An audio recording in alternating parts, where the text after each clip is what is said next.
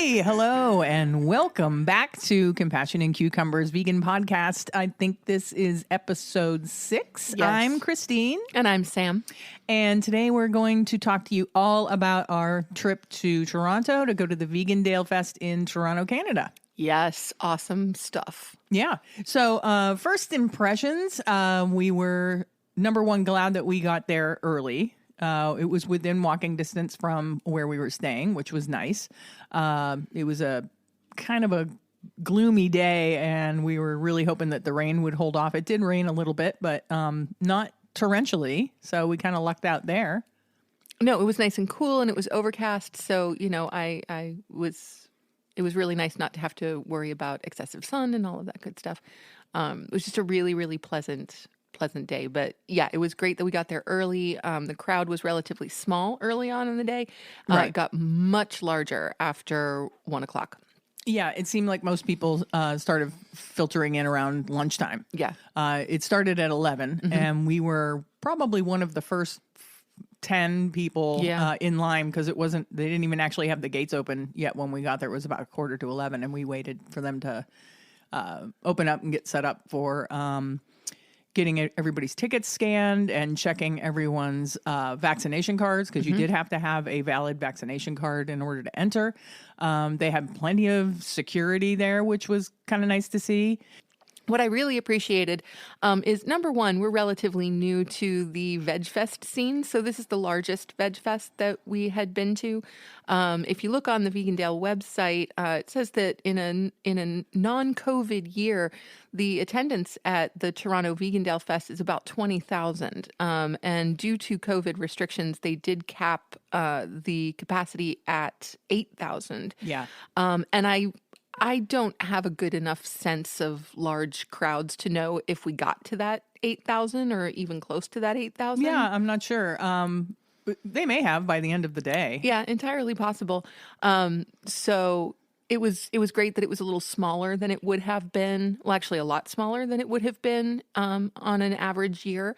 And it was just so awesome to see vegans of every shape, size, color, ethnicity, faith, it was such an incredly diverse group of people. Yeah, it was a diverse crowd. Amazing. For sure. It was just amazing. And to know that there's, among those, thousands of people that were there, like regardless of what differences there may have been, everyone was kind of there for a common purpose, which just so cool. Like the energy of that was really great. Right. Yeah. The energy there was really good.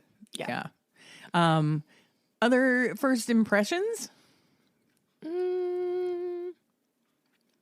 No, I mean, it was really just exciting because, like I said, this is the largest Vegfest we've been to. So just the sheer number of vendors, it made me very sorry that, we didn't each have an extra stomach because right. we didn't get to try everything that we wanted to try because we're just not capable of eating that much. Yeah, there were over 100 vendors, and over 20 of them were from out of town, weren't from Toronto. Right. But there was quite a few local Ontario vendors. Which, I mean, they were all out-of-towners for us because we're not from Ontario, Canada. Yeah. But yeah, over 100 vendors, and over 20 of those vendors were from other parts of North America. Yeah, and that was exciting too, that all of the vendors were new to us. That there were, we didn't see anybody that we had seen at any other Vegfest. Yeah, that's true. That was really exciting too. It was. So should we move on to the food? Oh, I know, because the reason to go to a Vegfest is the food. So definitely. Yes, let us talk about food. Yeah. So going into Vegandale Vegfest, we kind of formulated this plan after the Vegfest in Buffalo that we should try not to immediately start to consume sandwich type things, right. Things with a lot of bread, definitely no French fries, anything that's going to fill us up so that we can try as many vendors as possible. Yes. So we were very hungry when we got there. Yes. And the first thing that we saw was the Animal Liberation Kitchen. It wasn't the first thing we saw, but you had decided before we got there that we were going to go to Animal Liberation Kitchen first because there are a few things that Christine enjoys as much as a good breakfast sandwich or breakfast burrito. Right. So we immediately broke our rule and because they had these really delicious looking breakfast croissant sandwiches with just egg, cheese. There was, I think, arugula. And what else was there? Oh, there was a veggie bacon on there too. Bacon, yeah. And it was really good. We only got one. Right. So that was the other part of the rule is that Yeah. we split everything. So at no vendor did we each get one of whatever they were Right. offering. We agreed on what we were going to eat and we shared everything. Yeah, that was part of the plan. Yeah. Yeah, so we did stick to that part of the plan. We did. So yeah, that was the first thing we had was the Animal Liberation Kitchen. Yes. And it was delicious. It was delicious. Yeah. And for me, that was especially lovely because I am a sucker for a good croissant. And it's really challenging to find vegan croissants Yeah. a lot of the time because they are so, butter intensive. And so it was just great to have a really nice, flaky, savory vegan croissant. Yeah. And the cheese on it was a vegan Gouda. Yes. Yeah, Yeah. it's good. So it was lovely. Yeah, it was a great place to start, even though it did break our rule. It did break our rule, Having but it was sandwich- also relatively light. It wasn't something that was going to fill us up, and because we were sharing, it was really only maybe 2 or 3 bites each Right. that we had. Yeah. So It was good, and I kind of wish that we had gotten a couple to put in our pockets to have the next morning. Yeah. Yes. Because we discovered that breakfast places in Toronto open kind of late. Yeah. Yeah, like you can't go get breakfast at 8 a.m. Well, at least not on a Sunday. At least not on a Sunday, Yeah. and not at the places we were looking at. So Yeah. Anyway, I don't know. I mean, Canadians like to sleep in. I don't know. I mean, it was the weekend. it was. Yeah. So where did we go from there? From Animal Liberation Kitchen. From Animal Liberation Kitchen, we went to Snackrillage. Snackrillage. They're out of Portland, Oregon. Yes, they are. Yep. And we went there. I think we landed there second because the first thing we noticed as we passed by their stall was their merch table. And we had already looked at their website and we knew that their marketing was just fabulous. It's Yeah. just kind of like super metal and Yeah, they have kind of this tattoo metal kind of aesthetic. Yeah. And like their motto is horns up for veganism, which I think is awesome. it's fabulous. Yeah. Yeah. And so we immediately stopped to buy a couple of t-shirts because, that was going to happen. So we got a couple of t-shirts and a couple of stickers for our cars. And it just seemed to me that it would be terribly rude to buy the merch and not buy the food. Oh, yeah. Yeah, we couldn't do that. So along with the merch, we got their offering, which was an absolutely phenomenal buffalo seitan chicken sandwich. Yeah, with- which they call Lord of the Wings. yes, Lord of the Wings. yeah, the names of their sandwiches are pretty brilliant too. Yeah, it's a tangy seitan steak with melted cheese and the sweet and sour slaw and a little bit of barbecue sauce. They don't go crazy with the sauce, so you can taste everything on it. Really good. And their cheese, I'm pretty sure it is a house-made cheese. And how they were doing it at the festival was they had like a flat top grill that they were melting and like cooking up just the cheese on so that it was super extra melty. And so when they were building the sandwiches, they would put on the seitan and then they would scoop like what's a hamburger flipper called? Oh my god, I'm having spatula? a spatula. Oh my god, I think I had a small stroke or something. So they would scoop like a spatula's worth of this melty cooking cheese on top of the seitan, and then the slaw, and then a little bit of barbecue sauce. It was so good. So good. Yeah, and then I was on like a ciabatta bun. Yeah. It was a ciabatta bun, and they served it with potato chips, which also had a little bit of the cheese sauce on it. Yeah. On them, and it was just fabulous. This sandwich was what I wanted the Future Food sandwich to be. Right. At the Buffalo Vegfest. Yeah. Like this was just such a spectacular sandwich. Yeah, it was really good, and you could like taste, you could taste every flavor taste on the sandwich. everything. It wasn't drowned out by any of the sauces or any. It wasn't drowned out by one particular flavor at all. No, it was beautifully balanced. Yeah. Really beautifully balanced. So, And the owners of Snackerledge, Roz and Clayton, they were great people. yes, they were. It was so awesome to get to talk to them a little bit. I think we were one of their earliest customers of the day. We were. And so it really was just great. That was another advantage to being at the Vegfest a little bit earlier in the day. We actually got to talk to people, talk to some of the vendors that we visited. Yeah, they had more time to, to talk to you because they weren't worried about a line of people, behind you. Yeah, so we had a pretty lengthy conversation with Roz, and she was a real sweetheart. Yeah. And Clayton, I believe, is her husband, and it's their business, and they're in, like I said, Portland, Oregon. So if you're ever in Portland, look them up. Check them out. Seriously, amazing, amazing food. So worth it. Yeah. Like I was sorry that was something that I would have loved to have put in our pockets as well, even though that would not have worked. I have a pocket full of barbecue sauce. That would have been pretty messy, but yeah, it was just amazing. Yeah, really good sandwich. And so then we kind of milled around a little bit because there was a lot of like interactive art and signage and stuff to look at. So we messed around with some of the interactive art. There's plenty of places like places to take your picture spots. Yeah. Photo ops. So we did a little bit of that silliness, like Instagramming, walking around. Right. I didn't wear my Instagram hat. Well, we hadn't decided yet what your Instagram hat was. Now that we know what it is. I was wearing a silly rain cap. Yes. Or silly like a bucket hat. And so we took some pictures. Sam didn't get her picture taken because Sam, for everyone's knowledge, does not like her picture taken. I do not. If you meet us out and about and you want to get your picture with us because, we're famous and all, yeah, right. Just know that Sam probably will put her hand in front of her face. Or something or to your that face. effect. Or I'll hide behind somebody. Or, She'll be like, no paparazzi, please. Yeah.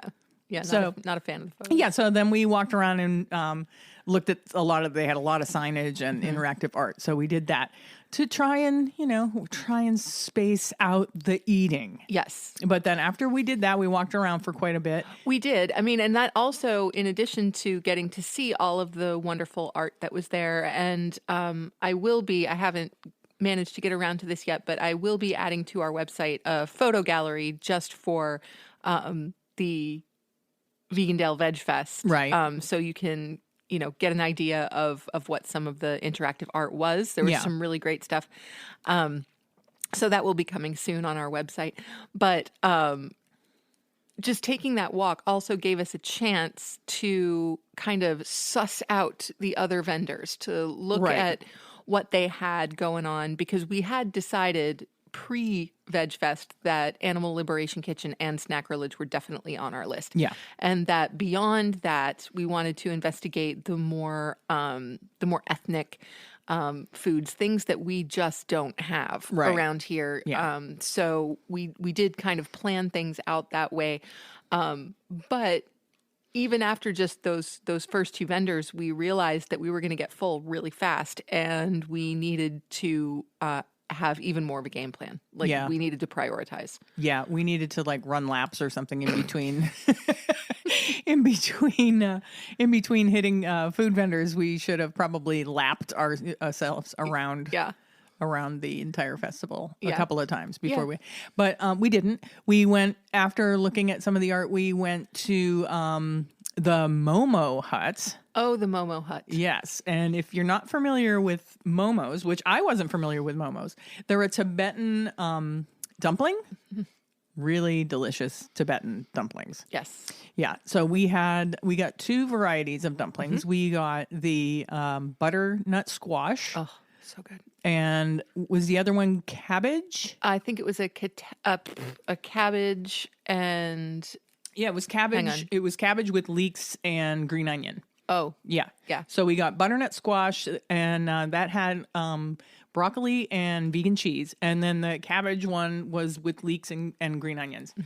Really good. Oh, fantastic. Yeah. I mean, and these are, I have had momos before, and I really do love them. And these were just so light and fresh. They were. The dough was really good. It was tender. And yeah. Well, I mean, I think anything that involves vegetables of any kinds inside a pasta or pastry dough is just about like the pinnacle of food. So Yeah. So yeah, these were really wonderful. They were steamed beautifully. The dough was soft and pillowy, and the vegetables were really fresh, really flavorful, spiced well. These are the kind of things that you would, dip in a sauce at a Chinese or Japanese or Thai restaurant, and you didn't need a sauce. No, we opted to not have sauce on them because we wanted to taste. We wanted to taste, the Momo in its most purest form. Yes, naked Momo. The naked Momo. Yeah. So, and they were these were steamed dumplings, not fried. And so no, we forewent the sauces. And then, and Momo Hut they're in Toronto, and they're a relatively new restaurant business. They actually started their business right at the beginning of the COVID pandemic. Wow, I'm having a bad vocabulary day. It's all good. Right at the beginning of the COVID pandemic, they decided to open a restaurant. Of course, they didn't know there was going to be a pandemic. So now I don't think that they have brick and mortar anymore.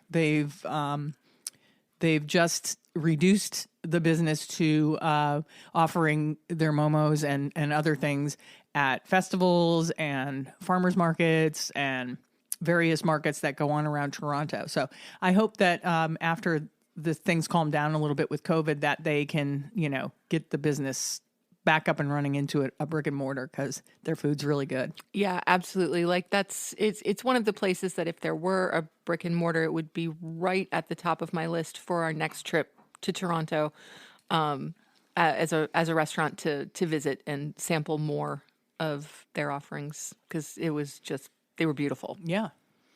So then after Momo Hut, we decided we better walk around some more. Yes, so we did another lap. Lap of the festival. We're trying to walk off each thing that we ate and space out make sure there was enough time between each vendor that we hit so that we weren't like chowing down and then moving to another vendor and chowing down. And then, in 2 hours, we're too full to try anything, because that's what we did at Western New York Vegfest. Yes. It didn't work out so well for us. So we're learning. We are. Yeah. So we walked around a little bit, and I decided I wanted a beverage. They did have alcoholic beverages there, beers and whatnot. And I got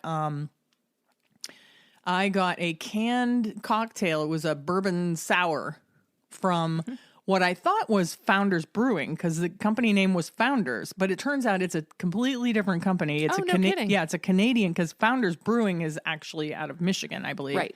And so I thought it was Founders Brewing, and I love everything that Founders Brewing does, because even the aesthetic was very similar, and their logo was really similar. But I looked it up online, and it turns out, no, it's a separate Canadian company that makes, strictly they make cocktails, canned cocktails.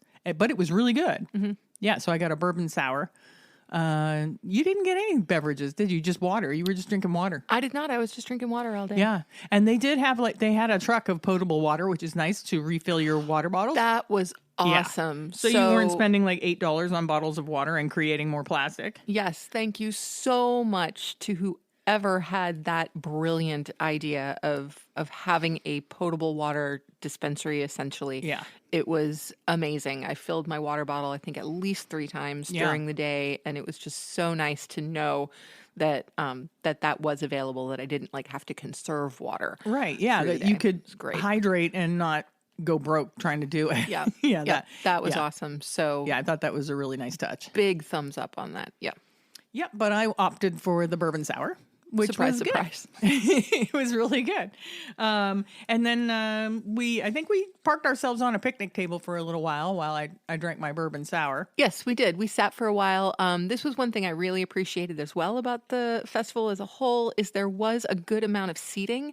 Certainly not enough to accommodate everybody at the festival, but they did have a good number of picnic tables and cafe tables kind of spread out around the grounds, which was really nice. And so there were places to sit, and most of the picnic tables were, under trees. So it was a really nice atmosphere. It's a nice setting. Yeah. There. And so we just sat for a while talking, and, we were sharing our table with some other folk, and that was great. And, But yeah, we just kind of had just a little bit of downtime to just sit and talk and game plan and people watch and stuff. People watch, yeah. Everybody had a dog. No, that's not true. But there were exaggerating. some really great doggos. There were so many people brought their puppies, and there were some really cute puppies. There was this one woman, and if you're out there and if you're listening, I wanted so to get a picture of this one woman who had this stroller, like a twin stroller for like twin babies. Yeah. And she had a dog in each section, a little dog in each section of the stroller. I don't know if they were Chihuahuas. I think they were Pomeranians. Oh, Pomeranians. Yeah. They were so cute. And I wanted to get a picture of them, but I didn't. Yeah. Yeah. But so after we sat at those picnic tables, we went to the Live Bon. Yes. Hut or whatever you call. What do they call? Well, tent. Yes. Stand. To the Live. Yeah, we went to the Live Bon tent. They're out of Aurora, Ontario, and we got ourselves some vegan arancini. Yes. Yeah. And this was something that was also high on Christine's list. Yeah. Being Sicilian, you can't. If arancini are available, you have to have them. I mean, come on, who doesn't want a ball of fried rice and cheese? Well, you're right. It's one of those things you can't go too far wrong. Yeah. So, yeah, I was really, really pleased with the arancini. I had only had arancini once before in my life, and those arancini were really heavy. A lot of kind of breading, and the rice was kind of gluey, and so they were just very, very heavy. They were also huge, so that might have had something to do with it. These were beautiful little bite-sized arancini, just so light, so fluffy, so flavorful, nice and crispy, and the sauce was beautiful, and they weren't over sauced. It was they gave you fresh tasting. I don't know, 4 or 5 little arancini, and then they covered them with just a little of this like marinara sauce, a really light marinara sauce. It was a really nice bite. Yeah, so good. Enjoyed it. Yep, I would definitely go for those again. Yeah, and I think Live Bon makes those arancini, and they do like catering and stuff like that. Nice. Yeah, and I think that's all they do. And arancini, that's what they do. They have different varieties of it. Nothing wrong with that. Yeah. Do one thing and do it really, really well. Yeah. Yeah. And I'm not sure that it's even solely vegan. Of course, what they brought to Vegandale was solely vegan, but I think they do have non-vegan options also. So. Yep. Yeah, so where did we go next? Well, after that, you wanted another cocktail. So we got you another cocktail, and we kept doing laps around the space, just kind of walking and walking and walking. Because again, we were in a way kind of just killing time until there was enough room in our stomachs for us to eat something else. And this next phase was kind of our longest just break phase. Yeah. So we ended up walking around for a bit, and then we went. There was a lovely hill at one end of the park, and so we went and sat on the hill for a while, and again, just people and dog and baby watched because really amazing dogs, some really great babies too. Yeah, like just so cute. There were some cute babies. Yeah, very cute. So and we hung out for a while we very sadly realized that it was getting a little bit later in the day, and we each needed to pick the last thing that we were going to eat. I know. It was sad. I mean, like, there's over 100 vendors, mind you. Yeah. And if you were paying attention, I think we've only at this point eaten 4 things. 4. Yes. 4. It's like you just can't eat everything. No. Oh, I wish you could. So I had my eye on a couple of different places. There was a Caribbean place I wanted to try. There was a ramen place I wanted to try. There was a Ethiopian place that I wanted to try, and an Indian-Canadian fusion place that I wanted to try. Yeah. And it was very clear to me that I was only going to get to do one of those things. And so I wandered around and looked at everybody's offerings, and I'm not surprised that I wound up with the Ethiopian injera plate, and this was from 13 Sons. Yes, 13 Sons Ethiopian. They're out of Pickering, Ontario. Yep, and just gorgeous. So I had the injera plate, which is injera, which is a Ethiopian flatbread.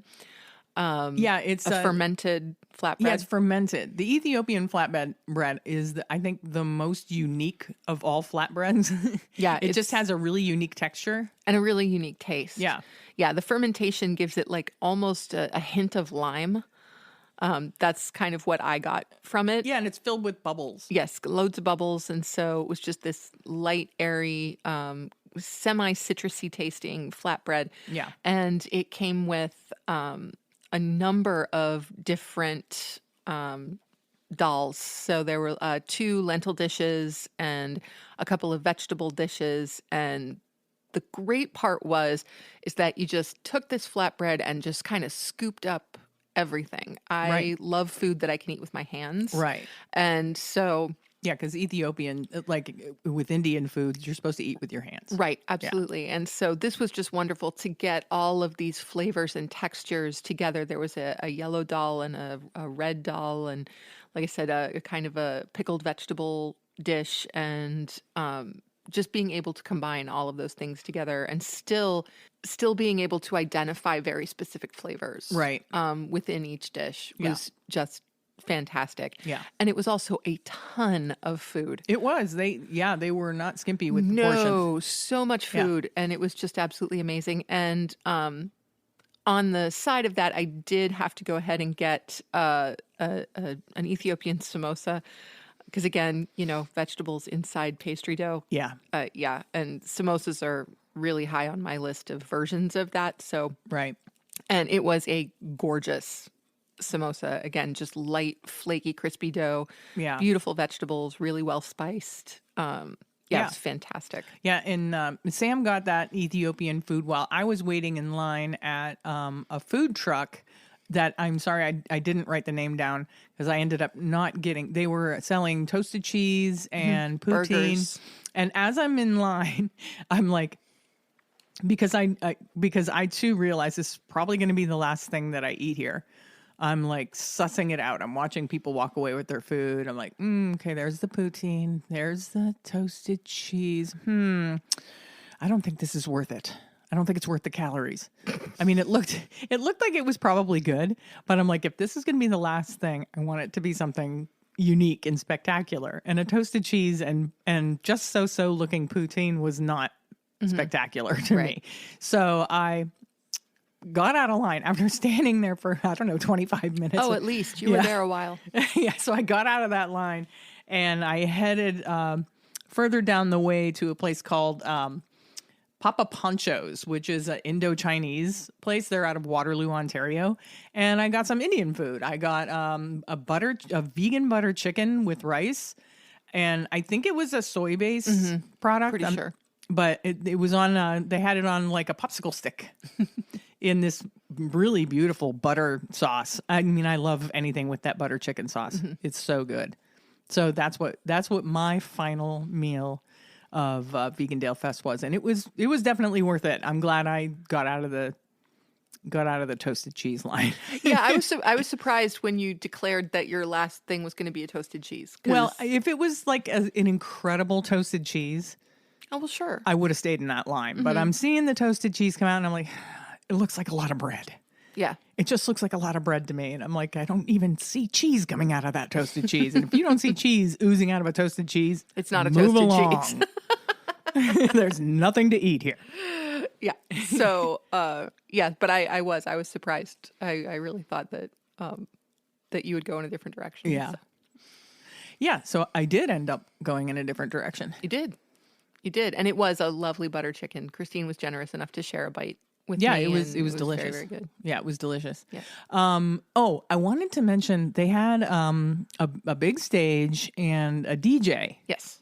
And the DJ was struggling a little bit in the early part of the day because, a DJ wants everybody up by the stage and dancing. Absolutely. But people were eating. That's right. People were like, no, we're not dancing yet. We're not ready to dance. We're here to eat the food. That's right.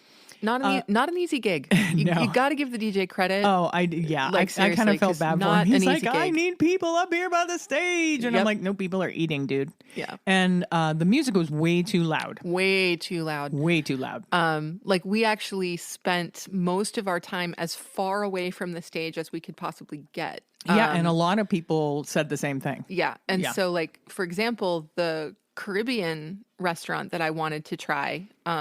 Because they were offering some plates that just looked spectacular. Yeah. And I really, really wanted to try it. But by the time I got around to them, the line was pretty long and they were right next to the stage. Yeah. And I just couldn't do it because the music was so loud. I felt really bad for the painful. vendors that ended up placed near the stage because they literally had to, you had to scream to them. Yeah. For the what your order was. Yeah. It was. Oh, I felt bad for yeah. them. Then the one couple, they had two little kids ones. with them, probably 3 and 5 or something like that. And at least they were smart enough to bring hearing protection for their kids because it was so loud. Yeah, definitely overdone on the volume. Yeah, I mean, I don't know. I mean, I know I'm older, but still, I heard young people on the other side of the park going, "Oh, thank God we can come over here where the music's not so loud." Yeah. So that actually did do a lot to dictate where we spend our time. Yeah. Yeah, because you couldn't have a conversation over there. No. Yeah. So we did walk by several times as we were doing laps of the space and all of that, but we couldn't stay on that side of the park. No, we'd walk over there and boogie a little bit and then head back over to where you could hear yourself think. That's right. Yeah. Yeah. Oh, and I thought it was funny at one point we were wandering around and the DJ was playing, I don't know if you're familiar with this song, but it's by J-Hope and it's called Chicken Noodle Soup. And we just started giggling because it was like probably an inappropriate choice of songs for a vegan fest. Yeah. So I thought that was funny. I had never heard the song before and we were far enough away from the stage at that point that I couldn't exactly tell what the lyrics were. Yeah. And so it sounded like it was saying put the chicken in the soup or something like that. And I'm like, wait a minute. Whoa. Like, really? At a vegan fest, you're encouraging people to put chicken in soup? That's just wrong. It's chicken noodle soup, chicken noodle soup, chicken noodle soup with a soda on the side. Okay. Well, now I know. But yeah, probably not the best choice of songs. No, but honestly, like, I don't think that's something that's even remotely worth getting. Oh, no, we weren't offended. Over. It was funny. It was hilarious. And ironic. Yeah. Just kind of funny and ironic and definitely worthy of a chuckle. So yeah. So I would say generally it was a fantastic event. It really was. Yeah. They could have turned the music down a little bit. Mm-hmm. I think people would have appreciated that. For sure. Because it could have been half as loud and still been just as effective. Oh, absolutely. Yeah. Also, they could have had a few more places to sit. They had a number of picnic tables, which I think were already at the park. Mm-hmm. But I also saw stacks. Remember, there's stacks of chairs and tables that nobody set up. Yeah. And I'm not sure if they're like, we're just not going to set that stuff up until we know we need them. Right. And maybe they set them up after we left. Possible. I don't know. But I'm like, well, I don't know why they didn't set up those tables and chairs. And now they're all wet because it was raining at that point. So, yeah, they could have had a little more seating. They had plenty of Job Johnnies. Yes. So if you had to go to the bathroom, there was a ton of them. So they weren't like gross or anything. No, they were well maintained. Yeah, they were well maintained. So that wasn't an issue. Let's see. Oh, we already said there were so many dogs, which I thought, I'm just looking at my list here. And I just wrote so many dogs, exclamation point. Of course. Yeah, so it was a great time. Yeah, it was. Yeah. It was. I mean, and just coupled with that, it was so great to be back in Toronto. We both love Toronto, and we hadn't been there in almost 2 years because of the border closure due to COVID and all of that good stuff. Like, I think our last trip to Toronto was in November of 2019. Yeah. Yeah. So it was just so nice to be back in Toronto. It was. And, again, just to experience completely new things, food wise, and it was great. It was really great. Yeah. We're gonna probably do a separate episode on the restaurants that we went to when we were there. But I'll give you just a little taste of it. We went to Planta Cucina, which is Mexican. Yes, delicious. Amazing. If you've ever been to any of the Planta restaurants, they also have them in New York and possibly someplace else. I'm not sure. But Planta Queen and Planta Cucina are now two of our favorite restaurants. Yeah. Our first experience with Planta Queen, which is kind of an Asian fusion restaurant, fully vegan.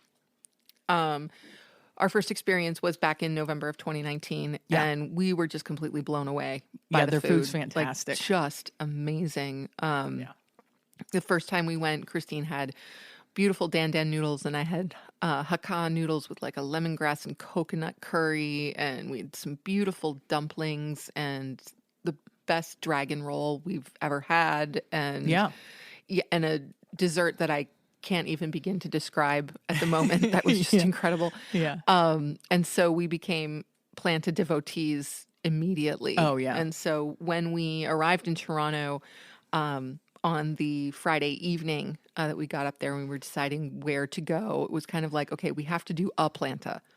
And but we wanted to try something we hadn't tried before, and we hadn't been to Planta Cochina yet. And we both love Mexican food. Yeah. So we went to Planta Cochina, and the first thing I learned with going to Planta Cochina is that in Canada, if you do get to go to Canada, which I highly recommend, do take your proof of vaccination with you, everywhere. Yes, you need proof of vaccination to get into any residence. If you're just restaurant. knocking on people's doors. No, to get into any restaurant. Actually, I think any like a bar or anything like that where people gather, you have to have proof of vaccination. Yes, and I had forgotten that detail. And so Sam didn't bring her card with her. No, I didn't. I had it folded up with my passport, and I just did not think of it. Yeah. And so it was not a problem. We were just required to sit outside. We couldn't sit in the interior of the restaurant. They let us sit out they have a little terrace out, which was kind of nice. actually. Yeah, it was. It was a lovely evening. Warm enough. Yeah, it was perfectly warm enough. And so we had a beautiful meal at Planta Cochina. It was actually hard to make decisions because there were so many things that we wanted to try. Highlights for me were definitely the empanada, which was the appetizer that we shared. And again, vegetables inside of a pastry crust. Yeah. You can see the theme here. Yeah. So I guess we're not saving this information for another episode. Oh, you didn't want to talk about it at all? Well, I thought if you say what we had, that kind of ruins the surprise. Oh, okay. So I'll just leave you with the empanada thing, and we'll talk more about that in if you want to Toronto hear more about what we ate at Planta Cochina, tune in to the episode where we talk about restaurants that we go to in Toronto, which will be about 3 weeks from now. Yeah. So that's a little teaser for you. Yeah, a little teaser. So that'll be episode 9. Probably. Yeah, probably. Yeah. I think the next episode that we're going to be working on will probably be Buffalo. Restaurants that we visited and the food that we ate at them in the Buffalo area. In the Buffalo area. Yeah. Yep. So is there anything else you want to say about Vegandale Toronto? The only thing that I want to say, and this is kind of the only tiny little negative for me. And it is relatively small, and I don't want to get too up in arms about it. But of course, when you go to a vegan festival, we all know that the word vegan generally means that you adhere to a specific set of ethics regarding animals and collective liberation, et cetera, et cetera. Right. And certainly we adhere to those ethics. Yeah, we would consider ourselves ethical vegans. Yes. And that's great and that's wonderful. And a lot of the art and a lot of the signage essentially assumed that everybody walking by would be an ethical vegan. And, there were some definite pot shots being taken at what we would call plant-based dieters, folks who choose to be vegan, who are vegan in a technical sense. For health reasons. Yeah. Yes, but they choose to do it for health reasons. Right. Or they are more environmental advocates as opposed to animal advocates. Yeah. And most of that signage was definitely intended to be funny. It was. It was intended to be funny, but I could see, if I chose to adhere to vegan ethics for health reasons, as opposed to I'm being motivated by not wanting to support the animal agriculture industry, I might have been a little bit offended. And I Right. think that this is a bit of a problem within the vegan movement. Yeah. I mean, that's a different episode. Oh, that's a totally, oh yeah, we're going to have fun with that, actually. Yeah. I mean, division within the vegan movement is definitely an entirely different episode. But yeah. I can see what you're saying. So, I mean, and just as I said at the beginning of the episode, I was so thrilled with how inclusive and how diverse the crowd was. Right. Yeah. And so that was great, to see every possible person you could think of being welcomed with open arms and kind of that, again, that shared ethic. But then there are these snarky signs saying, oh, well, if you're a plant-based dieter, you don't need to be here. Well, that's not what the sign said. Actually, 2 of them did. But what exactly was the wording of the sign? Do you remember? Plant-based dieters need not apply. Oh, I think it was plant-based dieters need not apply. Yeah. Yeah. And there was another one. There was another thing about plant-based Karens, which I thought was kind of obnoxious. Oh, right. Yeah, something about plant-based Karens, which I thought was funny, but yeah. I can see how somebody might be offended by that if their name is Karen and they're Well, there's plant-based. that.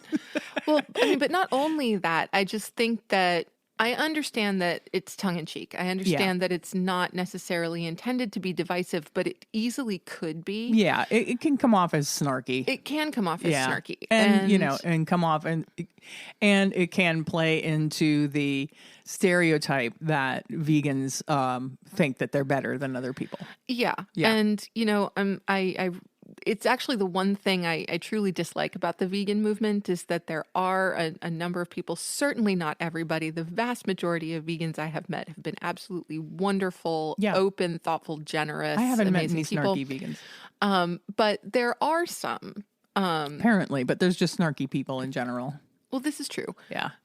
But the idea that being vegan somehow confers a moral superiority. Yeah. And that's just not the case, So anyway, we'll talk about this in another episode. Yeah, that's another episode. Yeah, I have many, many feelings about this. Yeah.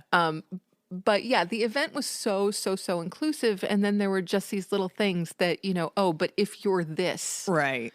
then you don't need to be here. We don't want you. Yeah. But I mean, they really were tongue in cheek. Yeah. I just think that they were unnecessary. I think so too. I think they were unnecessary. Yeah. Yep. I think they were unnecessary. Yeah. So I would just suggest to, anyone putting on a Vegfest, don't get me wrong. I loved most of the art that was there. Yeah, like, most of fantastic. the like interactive kind of art that you could walk around and read like comics and stuff like that were very well done. Yeah. So cool. Really well done. Very factually based, Right. not inflammatory, just very truthful. Yeah. And I thought it was totally awesome. It was just these 2 little signs that bugged me a bit. Yeah. Yeah. So anybody putting on a Vegfest, like, you know what? Do the art. Put the facts out there. Yeah. Absolutely. 100%. Yeah. But don't antagonize various populations within Right. the movement. It's just unnecessary. It Let's just say, was. hey, we're all here to celebrate veganism and vegan food, and let's just do that. Yeah. There's no need to try to alienate anyone. True. Yeah. So that's one negative. Yeah. Out of a million positives. Oh, so many positives. Yeah. So many positives. I think it was a great day. It was a great day. We love Toronto. Yes, it was we a do. great location. Beautiful, like skyline, Yeah. like skyline shot I got from there, and like just really, really wonderful. Yeah. We had a good time. We had a great time. Yep. So I guess that's it. We'll wrap up Vegandale Fest Toronto 2021. Yes. The Compassions and Cucumbers tour. Score. No, that's in the future. I do anticipate a Compassion and Cucumbers tour, but we have some planning to do for that first. Yeah. But yeah, it was a great event, and we had a really good time. So I guess that's how we'll wrap this up. Yeah. Thanks so much for listening. If you have a chance to go to a Vegandale Fest, I highly recommend it. I think they're doing their final festival of the festival season in Los Angeles right now. So if you're in the LA area, It was yesterday, and you've missed it. Well done. Well done. Although, one thing good about this, we've now caught up. Yes, we are now caught up, and our episodes will be more timely. More timely, yes. Because when we first started all of this, we recorded several episodes right out of the gate. Yeah. So we would have a bit of a cushion in the event that something happened and we were not able to record on any given week. And so we no longer have a cushion. That's right. We're down to one episode a week now. We got to do it. Yeah. And but also, for example, if we do something on a Saturday, we'll record it on a Sunday and it'll be out on Tuesday. So we're now getting to a point where the episodes will actually be timely, and we won't be talking about something that we did 2 weeks ago. Yeah. Yeah. Yeah, that'll be good. Thanks so much for listening. And if you have any comments or you were at Vegandale and you want to send us what your thoughts were, you can email us at compassionandcucumbers@gmail.com. It's compassion, AND cucumbers@gmail.com. Please check out our website and all the beautiful blog posts that Sam has made and all of the restaurant reviews that she's written, because it's fantastic at Compassion and Cucumbers. www.compassionandcucumbers.com. That is also spelled out AND. And you can reach us through our social media. We're on Instagram. We're on Facebook. Just search for Compassion and Cucumbers and you'll find us there. Pretty active on the Instagram. So if you message me on Instagram, I'll get back to you probably within the day. And one other thing, we do have, if you were setting up, and it's already set up actually, there's a website called Buy Me a Coffee. We're doing a fundraiser for Mockingbird Farms, and I've put up there that if we get to $100 on Buy Me a Coffee, we will match that donation to Mockingbird Farms.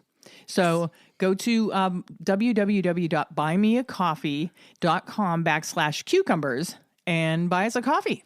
And just so you know, a link to that Buy Me a Coffee page is available on our website. Yeah, it's so on our website. It's on our link tree on Instagram. So yes. Yeah, if you'd like to help us support a really great animal sanctuary, Mockingbird Farms, go on there and, shoot us $5 or whatever. Yeah, and we'll be carrying that particular fundraiser on through the month of November. Yes. So here we are in the last week of October, so we're announcing things a little bit early. Yeah. But we're going to carry that out through the month of November, so we're looking to reach a $100 goal by the end of November. Yeah. And then once we reach that $100, we will match it. If we exceed that $100, we will match it up to whatever we can afford. Yes, whatever we can afford. Don't go crazy. Don't be donating $1,000 because we can't put in another $1,000. No. But I wish we could. Yeah. I wish we could. That'd be fabulous. We appreciate you listening and supporting us.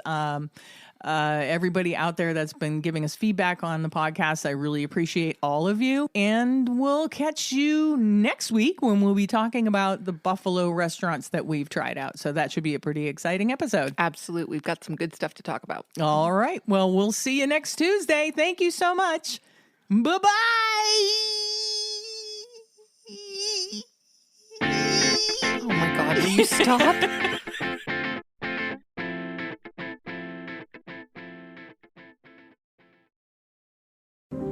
If you'd like to support the Compassion and Cucumbers podcast, you can go to buymeacoffee.com/cucumbers and buy us a cup of coffee. Thanks so much for listening and for supporting us in what we're doing. We're really having a good time with it.